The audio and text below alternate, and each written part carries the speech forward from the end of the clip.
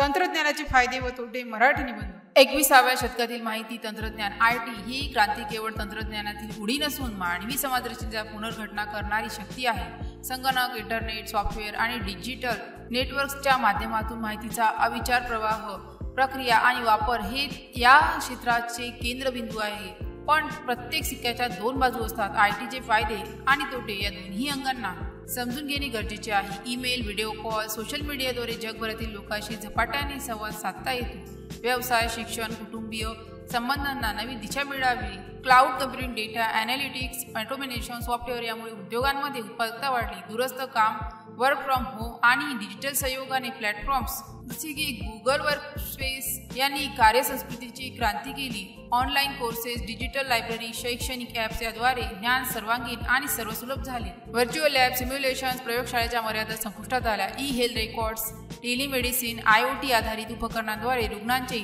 निगराणी आणि उपचार सुलभ झाले। एआयच्या मदतीने रोग्यांचा अंदाज घेणे आणि ड्रग डिस्कव्हरी वेगवान झाली। ई गव्हर्नन्स, उदाहरणार्थ भारताची UPI आधारित डिजिटल लॉकर यामुळे पारदर्शकता आणि सेवा वेगवान पुरवठा शक्य झाला। ऑनलाईन नोंदणी, कर भरणे आणि गुन्हे नोंदणीसारख्या सेवा अत्यंत सुलभ झाल्या।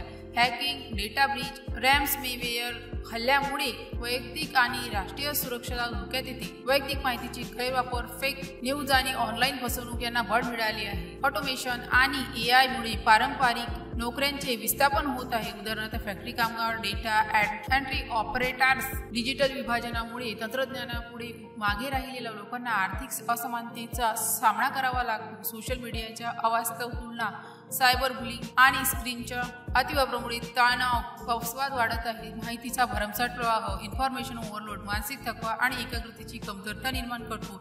आभासी जगात अडकलेली पिढी कुटुंब आणि समाजापासून दुरावत आहे। डिजिटल एडिकेशनमुळे मुलांच्या सर्जनशीलता आणि सामाजिकरणावर नकारात्मक परिणाम होत आहे। डेटा सेंटर, क्रिप्टोकरन्सी, मायनिंग यामुळे विजेचा प्रचंड वापर होतो इत्यादी। कचऱ्यांची ई वेस्ट व्यवस्थापन ही वाढती समस्या बनली आहे। सायबर सुरक्षता, डिजिटल साक्षरता आणि माहितीचे नैतिक वापरावर शिक्षण देणे। डेटा संरक्षण कायदे, GDPR, भारताचा PDP बिल सक्त करून गोपनीयता राखणे। ग्रामीण भागात इंटरनेट पोहोचव, डिजिटल सुविधा वाढवणे। तंत्रज्ञानाला साधन मानून मानवी संबंध आणि शारीरिक क्रियाकल्पांना प्राधान्य देणे। माहिती तंत्रज्ञान हे आधुनिक अग्नी आहे। त्याचा विवेकपूर्ण उपयोग केल्यास मानवतेची प्रगती अभूतपूर्व होऊ शकते, पण नियंत्रण नसल्यास तो विनाशकारी ठरू शकतो। Bharat digital India, startup innovation आणि डिजिटल समाज रचनेद्वारे आयटीच्या सकारात्मक बाजूचा पुरस्कार करत आहे। तंत्रज्ञानाच्या या सायबर शस्त्रागाराला मानवी मूल्ये, विवेक आणि समाधीची तलवार लाभल्यास